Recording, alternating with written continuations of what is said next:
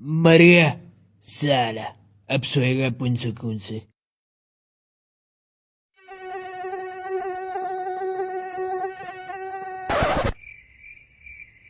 अब्बू गर्मी लग रही है। तो मैं क्या करूं? भाई अब्बू गर्मी लग रही है ना, तो तू गर्मी को लग जा। अब्बू। है क्या बच्चे को तपा रहा है? अच्छा, मैं तपा रहा हूँ, ये तपा रहा है। इफ्फी दबीर किधर है? भाई अपने कमरे में दरवाजा लॉक है। दरवाजा क्यों लॉक है? अब्बू ये भाई का रोज का है, गर्मी से बचने के लिए पूरे जिस्म को इस्त्री वाले स्प्रे से गीला करता है और फिर पंखा चला के जमीन पे नंगा लेट जाता है। इस हैवान सिफ्त आदमी को मना भी किया कमरे में नंगा ना लेटा कर, फरिश्ते भी होते हैं, समझता ही नहीं है। घंटे के लिए एसी लगा रही हो कमरे में। इफ्फी जा सबको बुला ले, कुछ जरा ठंडे कमरे में आराम कर ले, गर्मी बहुत है। हाँ बुला ले, पूरे टब्बर को ही बुला ले, मैं निकल जाता हूँ यहाँ से। ऐसा पकड़ा? आप दूल्हे की साइड से हो? जी मैं उनके भाई का दोस्त हूँ। अच्छा अच्छा। ये भैयन खाने में नमक ज्यादा नहीं या मेरा जायका खराब हुआ है? जी आप ठीक कह रहे हो, नमक काफी है। वो दिन की शादी है ना, और गर्मी भी इतनी है। समझा नहीं मैं। अरे वो दिन की शादी है ना, तो जाहिर है कुक को भी पसीना आता है, तो गर्मी है जाहिर है। अच्छा अबू। हाँ, ये क्या?